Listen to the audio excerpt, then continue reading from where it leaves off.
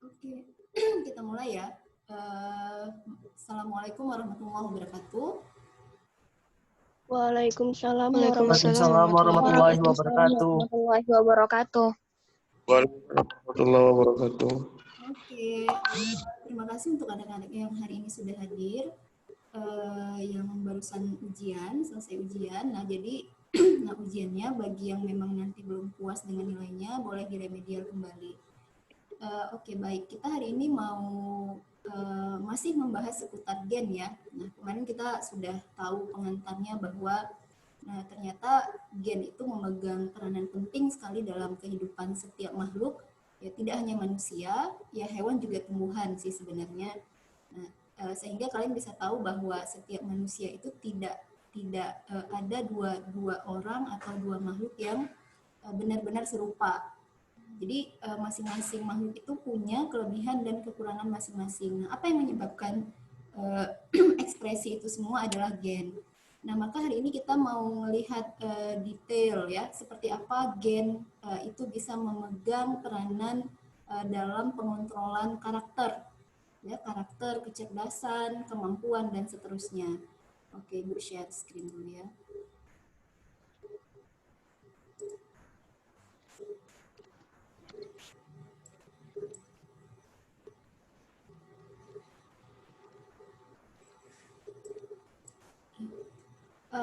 Kemarin kan sampai sini ya. Kelihatan ya? Kelihatan, Bu. Jadi kan kalau misalnya kita imajinasikan ya, ini kan kita masih ngebahas sesuatu yang mikro sekali, yang tidak terlihat dengan mata biasa. Nah, maka kalau misalnya mau divisualisasikan seperti inilah kira-kira. Nah, jadi kalau inilah inti sel, nih yang ungu ini adalah inti sel, kan punya membran ya. Nah, kemudian inti sel itu juga punya pori. Nah, makanya nanti kode-kode itu bisa diterjemahkan. Gitu. Mungkin kalau kalian ini seperti mie ya, seperti mie yang bergulung berantakan sekali. Nah, yang kemarin kita sebut sebagai kromatin. Nah, kromatin. Jadi kalau misalnya sudah memadat sekali seperti ini kan namanya kromatin. Ya, kalau sudah double lengannya kayak gini, kayak huruf X ini namanya kromosom. Nah, jadi sebenarnya antara kromatin, kromatid dengan kromosom, nah itu sebenarnya adalah seperti apa ya, seperti dari yang paling besar sampai yang paling kecil gitu. Nah, kalau ditanya kromosom itu apa? Ya bentuk ganda dari kromatid. Gitu. Kromatin itu apa? Ya bentuk halusnya dari kromatid. Ya, kalau misalnya udah apa namanya padat sekali seperti ini ya namanya sudah kromatid. Nah, jadi kalian lihat ya di dalam gulungan ini kan sebenarnya si benang-benang kromatin itu nggak sendirian ya. Nah, dia ditemenin dengan protein-protein yang namanya histon. Makanya Ibu berkali-kali bilang ke kalian bahwa makan tahu, tempe, telur itu bukan sekedar untuk suplai nutrisi. Nah, tapi kebutuhan protein yang ada di tubuh kita itu sangat banyak. Salah satunya adalah ini untuk membentuk protein yang bisa jadi tempat gulungan si kromatin. Nah, kalian mungkin bisa ngebayangin seandainya protein histon ini tidak ada. Nah, maka ini akan berantakan sekali. Nah, kemarin mungkin kita juga sempat singgung bahwa ini panjangnya untuk satu kromosom ini adalah 2 meter. Ya. Nah, jadi di benda 2 meter itulah ada kode rahasia. Nah, bagaimana karakter dan kemampuan seseorang. Nah, uniknya lagi, ya sekali lagi Bu tekankan bahwa itu tidak pernah sama. Tidak pernah sama, walaupun kembar, identik sekalipun. Nah, begitu. Nah, kemudian kan, kalau misalnya, nah gini sih ya, nah kalau misalnya kalian lihat satu gulungan ini kan kemarin namanya nukleosom ya. Nah, jadi si protein itu juga tersusun rapi ya, nak. Tersusun rapi sekali, ada 8 ya, ada 8 protein histon yang bentuknya bulat. Nah, kemudian ada satu sebagai apa ya ini pengganjal supaya ini tidak buyar, ya supaya benang-benang kromatin ini tidak buyar kemana-mana. Nah, jadi Di level molekuler saja, ya Allah itu sudah menciptakan segala sesuatu itu teratur. Maka jangan dirusak. Nah, itu sih, ya jangan dirusak. Apa yang terjadi kalau misalnya, nah ini bentuk nanti mungkin kalau kalian ngambil jurusan biokimia atau kimia organik, nah kalian akan ketemu dengan bentuk-bentuk seperti ini. Nah, ya ini bentuk 3 dimensi dari protein histon, ya yang di dalamnya nempel lah si gen-gen kita itu tadi. Nah, kira-kira seperti itulah bayangannya ya. Ini ya, jadi kalau misalnya histon itu buyar, ya histonnya buyar, terus si kromatinnya tinggal sendirian. Nah, kalian bisa lihat ya. Nah, ini salah satunya terjadi ketika apa ini ya? Mengalami penyakit ya atau trauma. Ya. Nah, jadi ketika kita mengalami trauma, nah posisi gen kita juga rusak.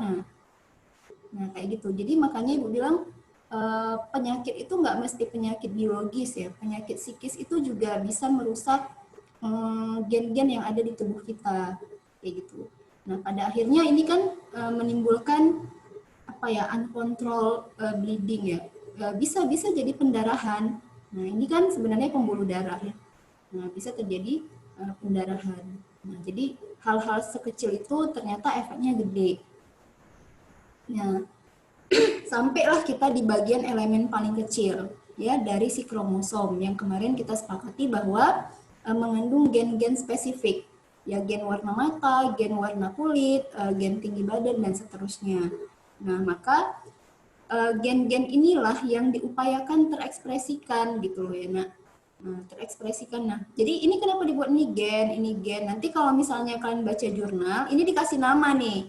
Misalnya gen A15.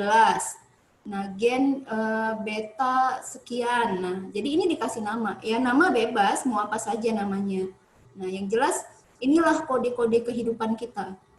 Ya, kita punya 46 benda yang seperti ini. Ya, yang masing-masingnya panjangnya 2 meter.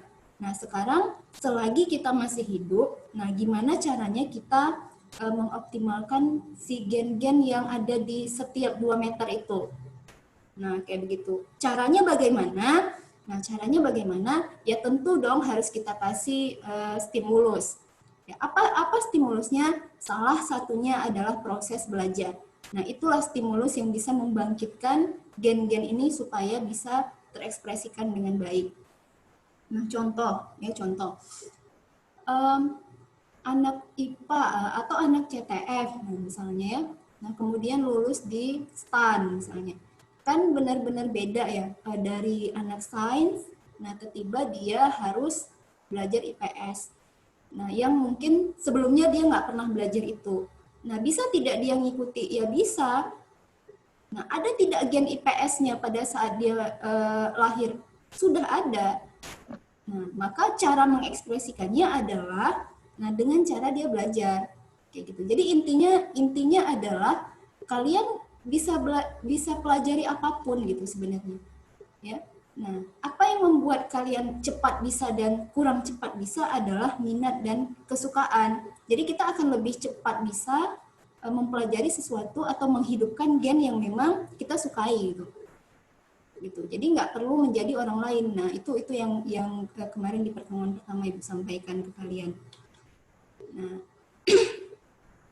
jadi kan kalau misalnya kita bahas si gen itu ya, kita lihat lagi lebih kecilnya lagi ya, lebih detailnya lagi. Ternyata si pita ini hasil penemuan para ilmuwan ya. Kalau kalian baca namanya Watson dan Crick. Ya, nah ini hasil imajinasi mereka bahwa ternyata DNA kita itu bentuknya double helix kata dia. Jadi kayak pita yang dipelintir, kayak rambut yang dikepang, kayak gitu. Nah ini hasil penemuan mereka berdua dan sampai tahun ini, sampai kita belajar ini belum pernah ada yang membantah, ya belum pernah ada yang membantah bahwa ini salah. Maka ini adalah kebenaran. Nah gitu. Jadi si pita ini mengandung beberapa komponen ya. Beberapa komponen itu apa? Kalian lihat di sini ada huruf-huruf ya. A, T, C, G. Nah, ini adalah basa nitrogen. Ya, basa nitrogen. Nah, kalian mungkin dengar nitrogen, ya kalau di kelas 2 kan itu adalah salah satu unsur ya. Salah satu mineral yang dibutuhkan tubuh. Nah, peruntukannya untuk apa ya? Untuk ini salah satunya. Nah, jadi ini adalah adenin, harus selalu berpasangan dengan timin. Jadi ini memang pasangannya. Nggak akan pernah adenin itu berpasangan dengan C, apalagi G. Nah, itu sering sekali muncul di soal. Jadi kalau di sini A, nanti temannya apa? Komplemennya apa? Kalau di sini C, nanti komplemennya apa di sini? Atau sebaliknya. Gitu. Dan ternyata di antara T, A, C, G, dan seterusnya ini, nah kalian juga nanti akan menjumpai yang namanya gula. Ya, gula deoksi. Makanya namanya DNA, deoksiribonukleik acid. Gitu ya, deoksi. Jadi ini gula deoksiribosa namanya. Kemudian juga ada fosfatnya. Jadi kalau misalnya nanti ada soal nanya DNA itu terdiri dari apa?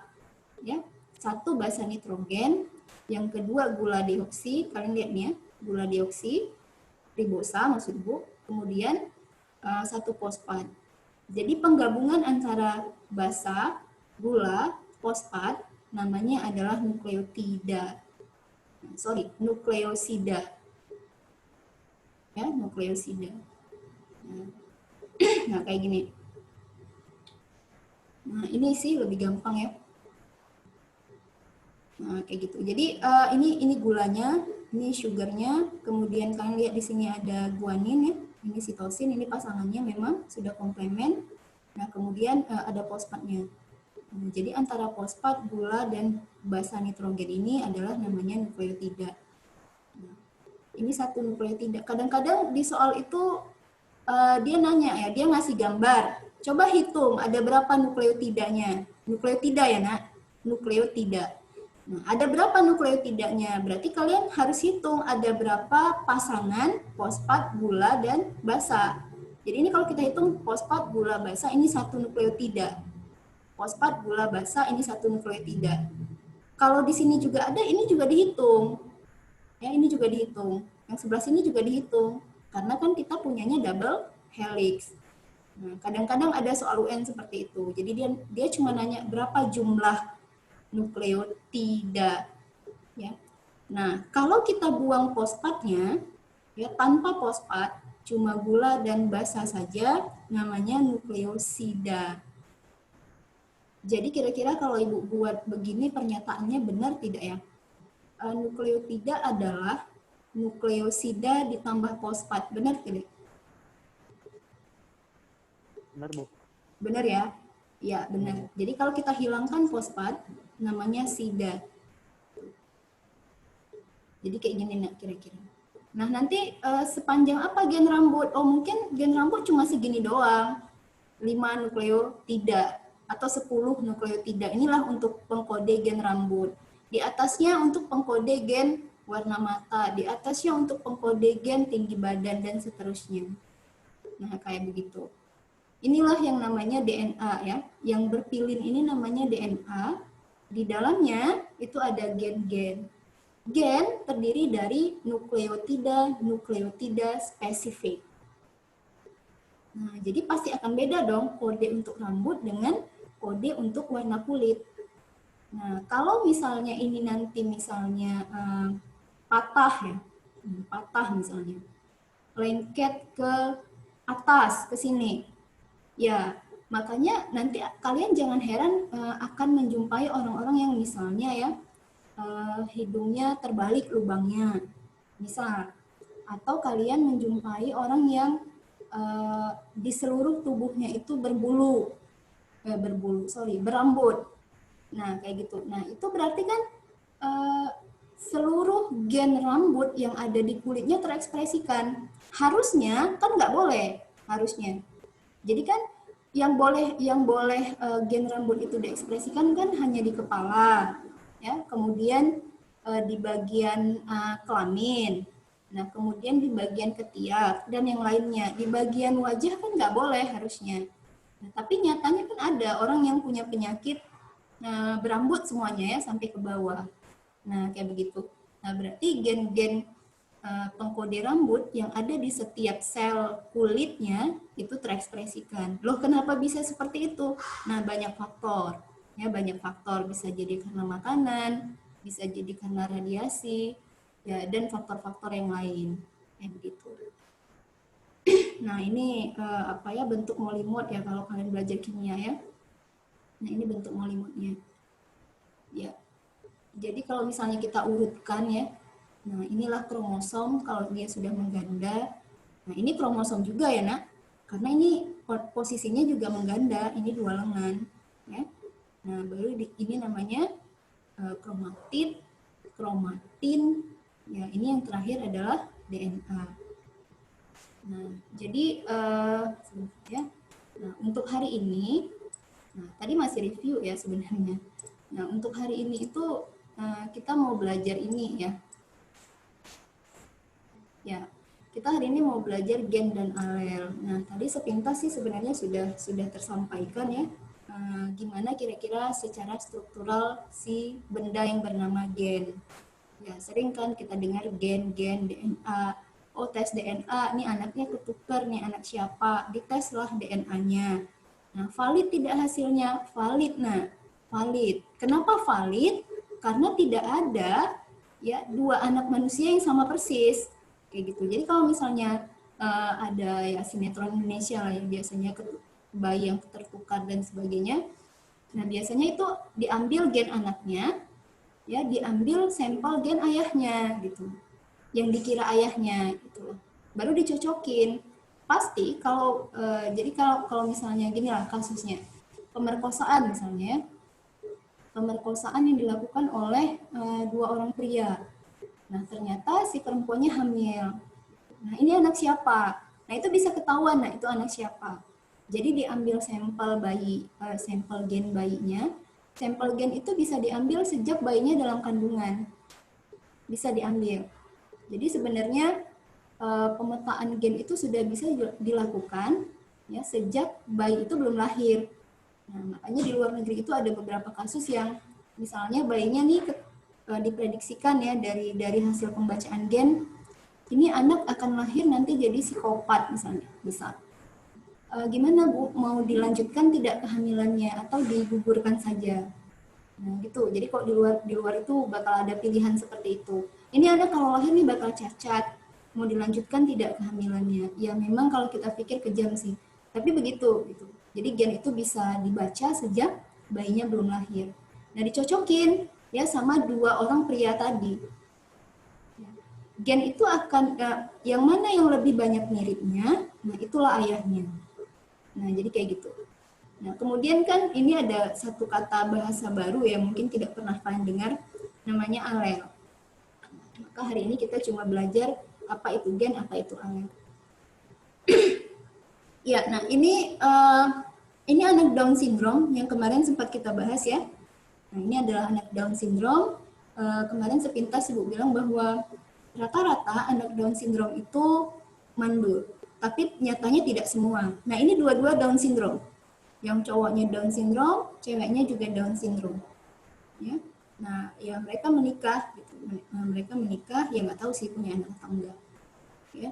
Nah, kalau kita lihat, nah apa yang salah dengan anak Down syndrome? Kemarin kalian lihat bahwa jumlah, ya secara jumlah kromosomnya berlebih satu. Nah, akhirnya kacau balau ya seluruh tubuhnya. Jadi kalau lebih satu itu nah artinya seluruh selnya, seluruh. Jadi dari ujung rambut, dari sel rambut sampai sel jempol, itu jumlah kromosomnya 47. Gitu. Maka ekspresinya bisa seaneh itu. Nah, terkadang ada cacat yang kayak Hrithik Roshan ya. Cuma jarinya doang yang 6. Nah, berarti kan hanya sel jarinya saja yang bermasalah. Nah, hanya sel jari. Di gen apa? Ya di gen pengkode jari.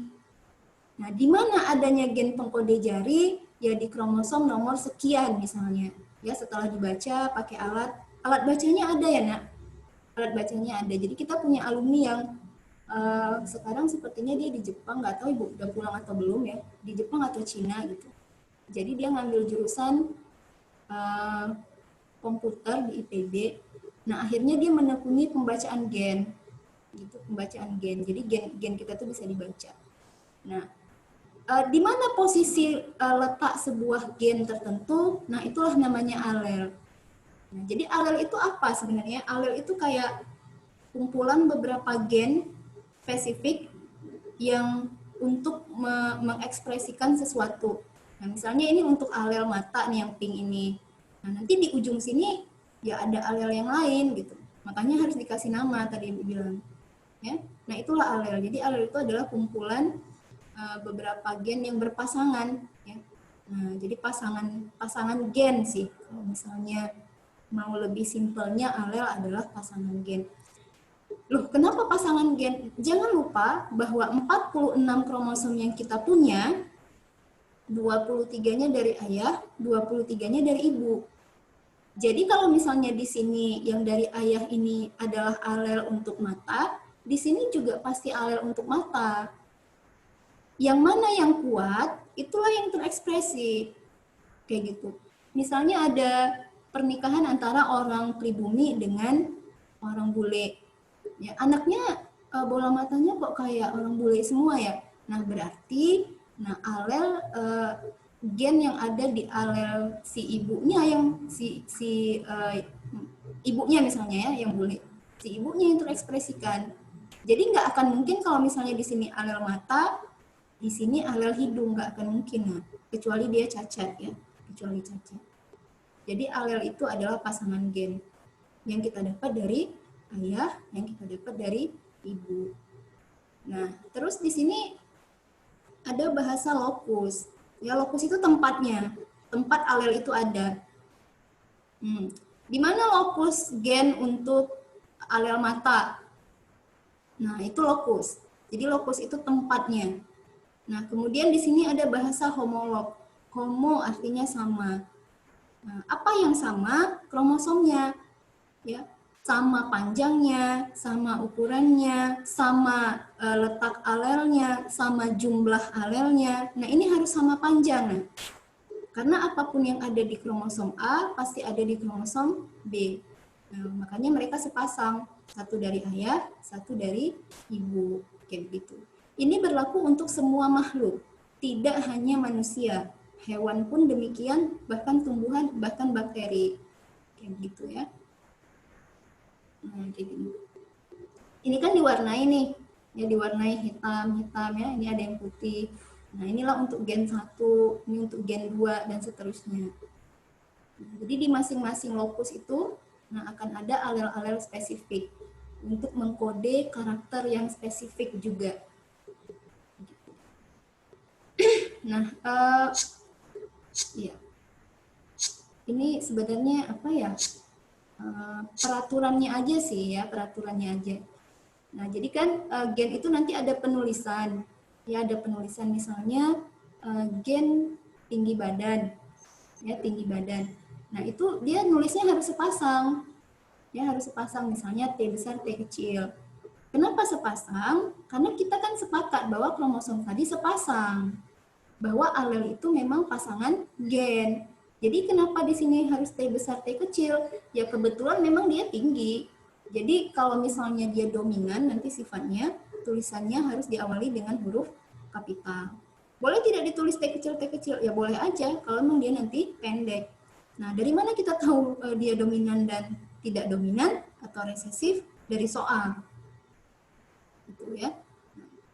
Itu penulisannya aja sih. Nah, ya ini cuman ini aja ya, simbol-simbol. Jadi kalau misalnya di sini ada huruf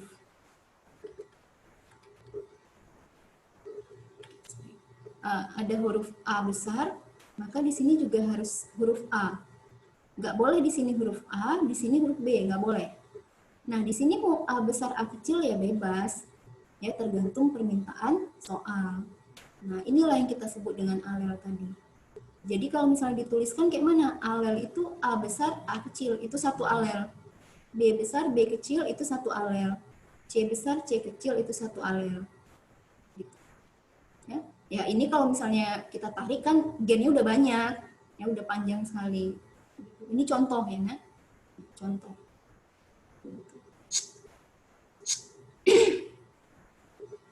Jadi kalau manis misalnya kan nanti dia simbolnya akan M besar atau M besar M kecil. Nah kebalikannya misalnya asam M kecil. Kenapa asam jadi M kecil? Nggak bisa rupanya kita balik? Bisa dong, tergantung permintaan soalnya. Kebetulan di soal katanya manisnya yang dominan, asamnya yang tidak dominan atau resesif. Nah ini untuk bab selanjutnya nanti yang belajar ini. Kemudian ada yang M besar, M kecil. Nah ini apa? Ya tetap manis. Sepanjang dia mengandung huruf kapital, tetap manis. Gitu. Ya. Jadi kayak misalnya kita lihat gini ya. Kita 5 bersaudara. Ya 5 bersaudara. Kok tinggi badannya ikut ayah semua ya? Gitu. Tingginya itu, postur badannya itu kayak ayah gitu, tinggi. Nah, tingginya kita yang berlima ini, yang nggak ada yang tahu, ada yang bentuknya M besar, ada yang bisa saja ada yang bentuknya M besar, M kecil. Kayak begitu. Ya, ya beruntung sih kalau misalnya kita dapat yang kayak gini. Ya, dapat yang kayak gini. Nah, karena kalaupun nanti kita dapat, kalaupun nanti misalnya laki-laki ya, misalnya laki-laki nanti dapat istri yang dia M kecil seperti ini. Ya, semua anaknya akan ikut dia gitu. Jadi sifat tingginya akan tetap ada di anaknya. Kayak gitu. Nah, ini nanti kalian belajar pewarisan sifat di bab seterusnya, di bab setelah ini. Ya, bagaimana gen-gen itu bisa diwariskan dari ayah dan ibu ke keturunannya. Nah, jadi kayak gini kira-kira. Nah, itu tadi alel ya. Kalau misalnya, ini juga sering ditanya di soal nih, makanya dimasukin. Nah, jadi antara, kalau kita kembalikan lagi ke gen tadi, ya, kita sudah sepakat bahwa satu nukleotida. Jadi gen itu adalah kumpulan nukleotida spesifik. Satu nukleotida itu harus ada fosfat, gula, dan basa. Ya, maka antar basa ini terikat supaya pilihan DNA itu tidak buyar ya. Dia diikat oleh ikatan hidrogen ya. Kalau kalian belajar kimia kan ada ikatan hidrogen, ada ikatan kovalen ya. Nah kayak gitu. Jadi ikatan dia itu ikatan hidrogen. Jadi ini pernah ditanya di soal. Ikatan hidrogen antara adenin dengan timin itu dua ikatan hidrogen. Ya antara guanin dan sitosin itu 3. Jadi ini lebih kuat sih sebenarnya. Lebih kuat antara guanin dengan sitosin. Nah, kayak gitu. Ini tambahan saja. Kalau kepengen tahu kayak mana struktur guanin, sitosin, adenin, timin, ya kira-kira seperti ini. Nah, ini ada satu anak baru nih ya. Satu anak baru namanya urasil. Nah, tapi kalian hanya akan menjumpai urasil ini pada RNA. Ya, pada RNA. Nah, hari ini kan kita bahas gen dan alel. Jadi kita tidak detailkan di DNA. Nanti kita akan bahas DNA dan RNA, apa bedanya. Nah, kira-kira seperti ini. Ya, secara struktur. Oke. Ginilah kira-kira ya tampilan 46 kromosom kita. Nah, jadi kalau ini kromosom 1, ini tidak berpasangan ya, Nak. Ini dalam kondisi tidak berpasangan. Ini kromosom 1, ini kromosom 2. Nah, kan lihat ini kan diwarnai nih. Ya, itulah letak alel-alel spesifik tadi. Nah, bentuk kromosom juga macam-macam. Nah, ini kromosom kelamin. Ya. Nah, ini kira-kira seperti itu. Jadi 46 itu nanti akan seperti ini bentuknya. Dan masing-masing itu akan membawa karakter tertentu. Nah, ini kan anak Down syndrome yang kemarin ya. Dia kelebihan 1. Nah, ini dalam bentuk berpasangannya. Nomor 1, nomor 2, nomor 3. Nah, kalau sekarang tuh perkembangan ilmu biologi itu udah sampai ke tahap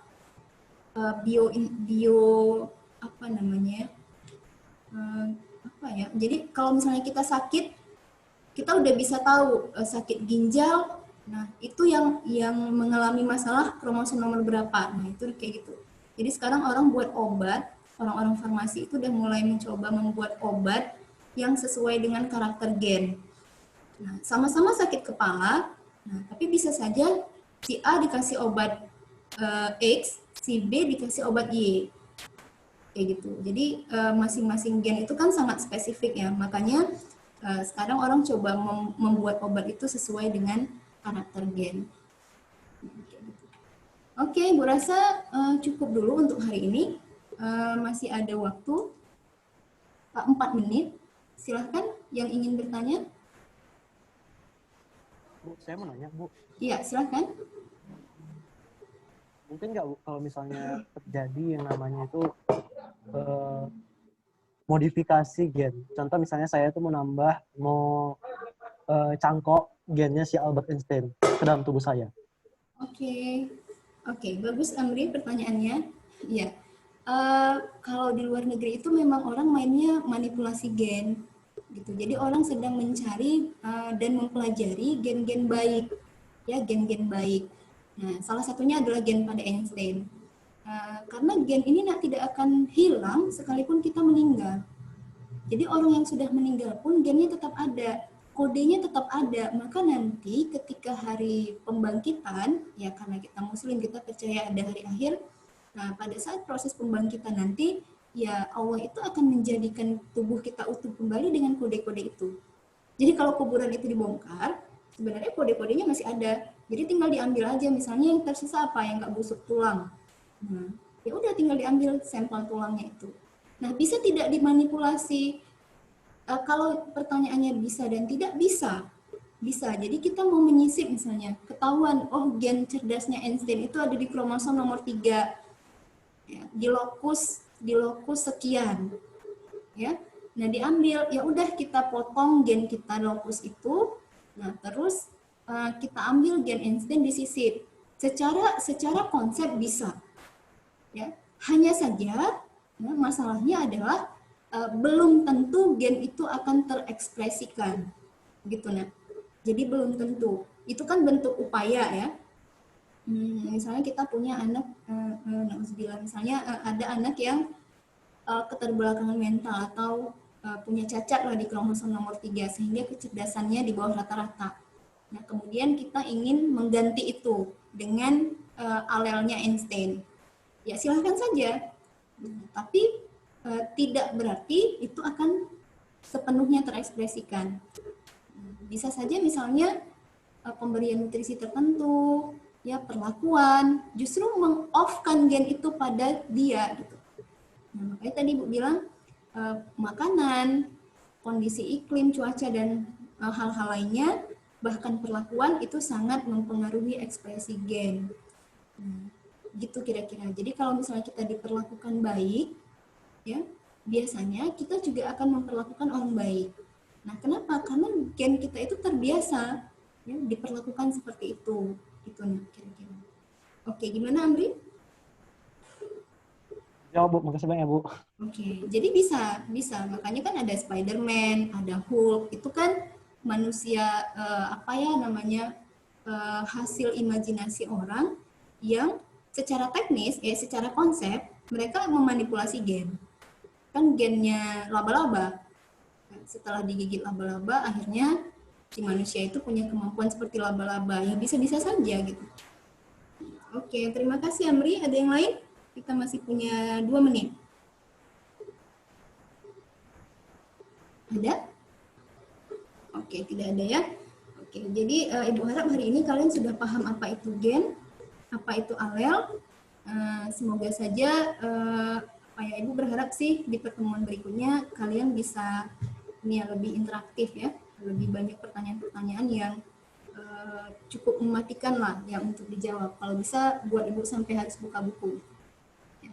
Oke, terima kasih anak-anak. Ya, semoga sehat-sehat. Ibu tutup dengan Assalamualaikum warahmatullahi wabarakatuh. Waalaikumsalam Waalaikumsalam warahmatullahi wabarakatuh. warahmatullahi wabarakatuh. Thank you, Bu. Thank you, Bu.